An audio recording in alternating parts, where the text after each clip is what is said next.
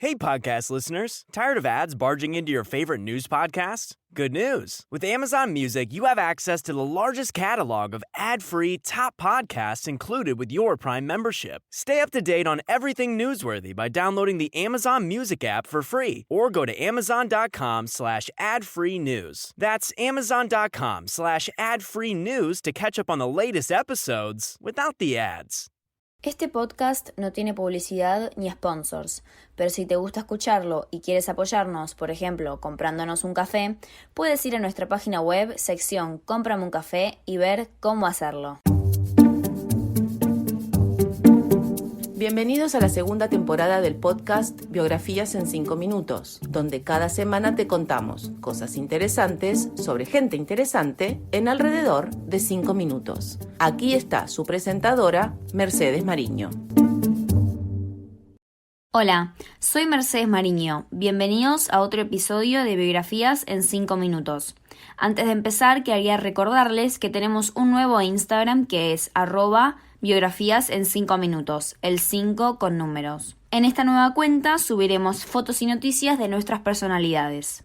Bueno, pasemos entonces al episodio 14 de la temporada 2, Charles Dickens. Pocos escritores del siglo XIX son tan conocidos y apreciados como Charles Dickens. Él era un ávido observador de la sociedad, así como también un escritor brillante de sátira. Pocas personas saben de la vida de Charles, fuera del hecho de que escribió un par de novelas que la mayoría tiene que leer antes de terminar el secundario. Charles John Huffman Dickens nació el 7 de febrero de 1812 en Portsmouth, Inglaterra. Por fuera parecía que él y sus 7 hermanos disfrutaban de su niñez normal. Le encantaba leer, pero también jugaba mucho afuera. Tenía una gran memoria. Se podía acordar de su niñez, de la gente y de los eventos de la época. Esto le sería muy útil al buscar inspiración para sus escrituras. Su padre, John Dickens, era un oficinista de la Armada. Por eso, en los primeros años de vida de Charles, la familia se tuvo que mudar mucho porque John debía relocalizarse. Tuvieron una época calma donde vivieron en Chatham, en Kent, cuando Charles tenía 5. Allí recibió una educación privada. Sin embargo, en 1822, la familia tuvo que mudarse a Londres debido a las deudas crecientes por gastos indebidos. Eventualmente, a John lo enviaron a la prisión de los deudores, dejando así a su familia sin sustento. Como era costumbre, la mamá de Charles, Elizabeth, y algunos de sus hijos menores también fueron a prisión con John.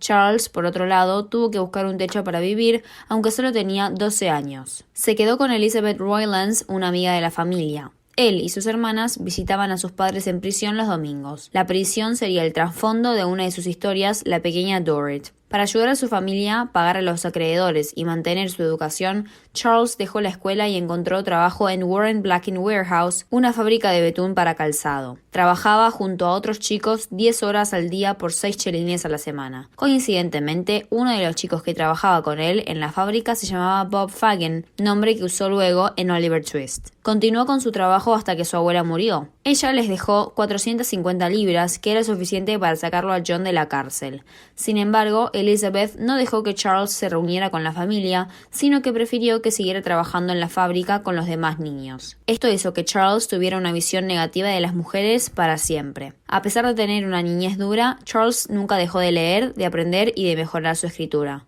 De a poco comenzó a forjarse una reputación como escritor prodigio. Encontraba algunos trabajos en los periódicos y a veces publicaba sus historias en revistas. La primera publicada fue A Dinner at Poplar Walk en 1833. No solo fue popular entre el público general que había leído Oliver Twist o los papeles póstumos del Club Pickwick, sino que la reina Victoria también era fanática. Se decía que se quedaba hasta altas horas de la noche leyendo y discutiendo su contenido con otras personas. En 1835, Charles se comprometió con Catherine Thompson Hogarth, la hija de George Hogarth, quien era un escritor para The Morning Chronicle, donde Dickens era también periodista. La pareja se casó el 2 de abril de 1836 y tuvo 10 hijos. Esto le preocupaba a Charles porque muchos hijos significaba muchos gastos. Charles la culpaba a su mujer por haber tenido tantos hijos, ya que ella también venía de una familia grande. Eventualmente partió la cama a la mitad y puso una biblioteca en el medio para no tener más hijos. En 1842, Charles y Catherine visitaron por primera vez los Estados Unidos y dejaron a sus hijos a cargo de la hermana de Catherine, Georgina. Llegaron a Boston, Massachusetts, y se quedaron un tiempo allí. Charles quedó muy impactado por las condiciones en las que trabajaban los esclavos y abocaba por la abolición de la esclavitud, aunque hay algunos que dicen que sus esfuerzos no llegaron tan lejos. Dickens viajaba a Nueva York seguido para dar clases y para establecer leyes de derechos de autor para proteger su propiedad intelectual y la propiedad de otros fuera de Estados Unidos. Sin embargo, no tuvo mucho éxito y recibió muy pocas regalías por sus obras que se publicaron en el norte de América. Dickens siguió produciendo obras de literatura excepcionales y era relativamente prolífero.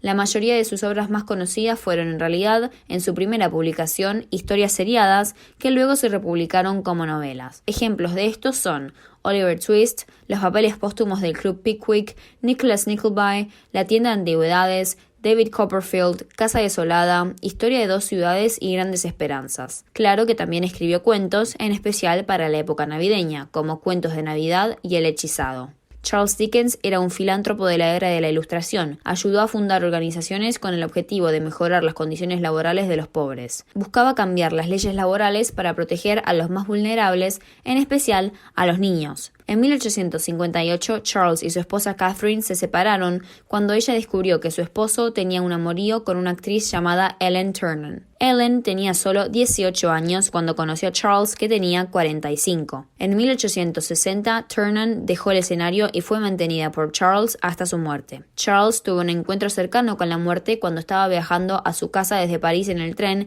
el 9 de julio de 1865. El tren descarriló y 7 vagones se cayeron del puente de Staplehurst, que estaba en reparación. Dickens estaba en el único vagón de primera clase que permaneció encarrilado. Charles ayudó a heridos y a moribundos. De ahí en más, siempre se ponía nervioso al viajar en tren. Entre 1868 y 1869 hizo una gran gira llamada Las Últimas Lecturas, donde leía para la audiencia. Durante ese periodo, el 18 de abril de 1869, tuvo un ACV y colapsó 4 días después. Tuvo que cancelar el resto de la gira. Decidió invertir ese tiempo para escribir otra novela, El misterio de Edwin Drood. Después de haber recuperado fuerzas, hizo 12 lecturas más al principios de 1870. Sin embargo, se enfermó gravemente. Hizo su última aparición pública frente al príncipe y a la princesa de Gales en el banquete de la Royal Academy of Arts el 2 de mayo. Charles Dickens murió el 9 de junio de 1870 a los 58 años, luego de otro ACV que sufrió el día previo a su fallecimiento. A pesar de haber pasado un centenario y medio desde su muerte, se sigue considerando a Charles como uno de los mejores escritores de la historia. Sus obras, como Oliver Twist y Cuento de Navidad, han sido adaptadas a todos los medios de entretenimiento: papel, cine, radio y televisión. Espero que te haya gustado este episodio de Biografías en 5 minutos. Si quieres ver la transcripción de este episodio, puedes ingresar a nuestra página web www.biografiasen5minutos.com. También puedes seguirnos en Instagram en @biografías en 5 minutos. Si quieres hacer una sugerencia para una futura biografía, por favor usa la caja de sugerencias del sitio web o envíanos un mensaje directo en Instagram.